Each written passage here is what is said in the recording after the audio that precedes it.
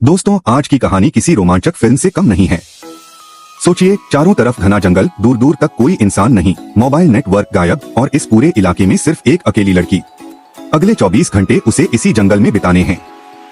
सुनने में जितना आसान लगता है, असलियत उससे कहीं ज्यादा कठिन होती है। सुबह का समय है, मौसम बिल्कुल साफ है और हल्की हल्की धूप पेड़ों की शाखाओं से छनकर नीचे गिर रही है। पहली नजर में यह जगह बेहद खूबसूरत लगती है, लेकिन जंगल की असली कहानी उसकी खामोशी में छिपी होती है।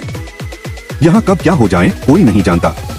सबसे पहले वह पूरे इलाके का ध्यान से निरीक्षण करती है। जंगल में सबसे बड़ी गलती बिना सोचे समझे कहीं भी रुक जाना होती है। जमीन समतल होनी चाहिए, आसपास सूखे पेड़ नहीं होने चाहिए, क्योंकि तेज हवा आने पर वे कभी भी गिर सकते हैं। साथ ही किसी जानवर के रास्ते पर कैंप लगाना भी खतरनाक साबित हो सकता है।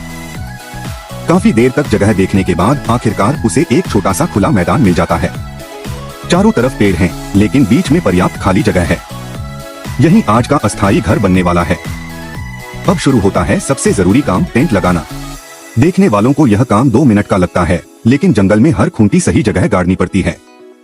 अगर जमीन ढीली हुई या रस्सियां ठीक से नहीं बंधी तो रात की हवा पूरा टेंट उखाड़ सकती है। कड़ी मेहनत के बाद आखिरकार टेंट तैयार हो जाता है।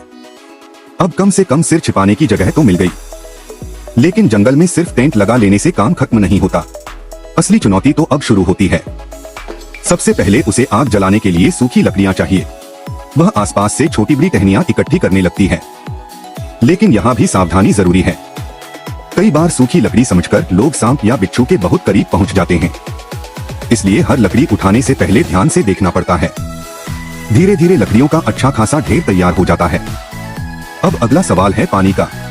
जंगल में पानी मिल जाना भी किसी किस्मत से कम नहीं होता। थोड़ी दूर जाने पर उसे बहते पानी की हल्की सी आवाज सुनाई देती है। आवाज का पीछा करते हुए आखिरकार एक छोटी धारा दिखाई देती है। वह जरूरत भर पानी इकट्ठा करती है, लेकिन जंगल का पानी वह जल्दी से प्लास्टिक शीट और टेंट की मदद से आग को बारिश से बचाने की कोशिश करती है। यह आसान नहीं है, क्योंकि हवा लगातार दिशा बदल रही है। कभी बारिश सामने से आती है तो कभी बगल से। किस्मत अच्छी रहती है। काफी मशक्कत के बाद आग पूरी तरह बुझने से बच जाती है। अब थोड़ी राहत मिलती है। वह बारिश कम होने का इंतजार करती है। करीब आधे घंटे बाद बारिश धीरे धीरे थमने लगती है। जंगल का पूरा माहौल बदल चुका है। मिट्टी की खुशबू चारों तरफ फैल गई है। पेड़ों से लगातार पानी टपक रहा है, लेकिन इसी समय जंगल के असली निवासी भी बाहर निकलने लगते हैं। दूर कहीं बंदरों की आवाज सुनाई देती है। कुछ पक्षी अचानक तेज आवाज करने लगते हैं। झाड़ियों में भी हलचल महसूस होती है। यह जरूरी नहीं कि हर आवाज किसी बड़े जानवर की हो, लेकिन जंगल में किसी भी आवाज को नजरअंदाज करना समझदारी नहीं होती।